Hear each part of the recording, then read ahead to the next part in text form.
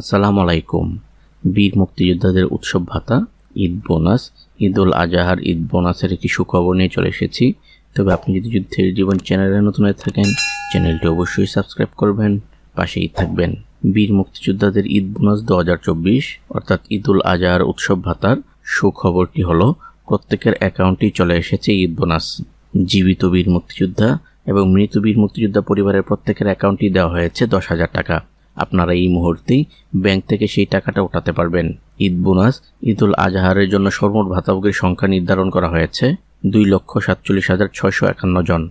এই 2,47,651 জন উপকারভোগীর অনুকূলে 10,000 টাকা হারে সর্বমোট দেওয়া হয়েছে 194,64,41,682 টাকা। বীর মুক্তিযোদ্ধাদের পূর্ণাঙ্গ তথ্য সম্বলিত ম্যানেজমেন্ট ইনফরমেশন সিস্টেম অর্থাৎ MIS এর ভিত্তিতে গভর্নমেন্ট টু পারসন G2P পদ্ধতিতে ইলেকট্রনিক ফান্ড ট্রান্সফার প্রক্রিয়ার মাধ্যমে বীর মুক্তিযোদ্ধাদের উৎসব ভাতা, ঈদুল আজহার উৎসব ভাতা দেওয়া হয়েছে। চলতি 2023-24 অর্থবছরের বাজেটে এটি সর্বশেষ উৎসব ভাতা। তবে জানা যাচ্ছে এবছর 10,000 টাকা করে দেওয়া হলেও উৎসব ভাতা বাবদ আগামী বছর থেকে 15,000 টাকা দেওয়ার কথা রয়েছে। তবে সেসব কার্যকরী খবর কয়েকদিনের মধ্যেই আপনাদের পূর্ণাঙ্গ জানাতে পারবো।